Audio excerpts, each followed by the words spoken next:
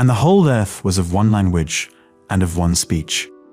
And it came to pass, as they journeyed from the east, that they found a plain in the land of Shinar, and they dwelt there. And they said one to another, Go to, let us make brick, and burn them thoroughly. And they had brick for stone, and slime had they for mortar. And they said, Go to, let us build us a city and a tower, whose top may reach unto heaven. And let us make us a name, lest we be scattered abroad upon the face of the whole earth. And the Lord came down to see the city and the tower, which the children of men builded. And the Lord said, Behold, the people is one, and they have all one language, and this they begin to do. And now nothing will be restrained from them, which they have imagined to do.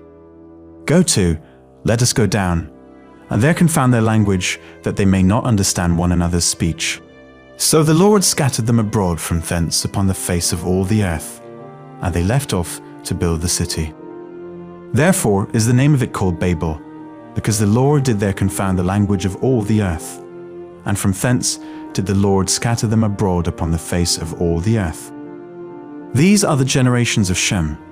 Shem was 100 years old, and begat Arphaxad 2 years after the flood. And Shem lived after he begat Arphaxad 500 years, and begat sons and daughters. And Arphaxad lived 35 years, and begat Salah. And Arphaxad lived after he begat Salah 403 years, and begat sons and daughters. And Salah lived 30 years, and begat Eber.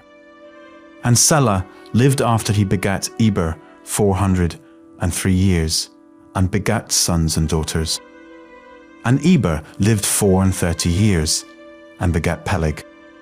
And Eber lived after he begat Peleg 430 years, and begat sons and daughters. And Peleg lived 30 years, and begat Reu. And Peleg lived after he begat Reu 209 years, and begat sons and daughters. And Reu lived 32 years, and begat Serug. And Reu lived after he begat Serug 207 years, and begat sons and daughters. And Serug lived 30 years, and begat Nahor. And Serug lived after he begat Nahor 200 years, and begat sons and daughters. And Nahor lived 29 years, and begat Terah. And Nahor lived after he begat Terah 119 years, and begat sons and daughters. And Terah lived 70 years, and begat Abram, Nahor, and Haran. Now these are the generations of Terah. Terah begat Abram, Nahor, and Haran begat Lot. And Haran died before his father Terah in the land of his nativity, in Ur of the Chaldees.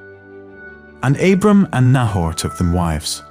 The name of Abram's wife was Sarai, and the name of Nahor's wife, Milcah, the daughter of Haran, the father of Milcah, and the father of Iscah.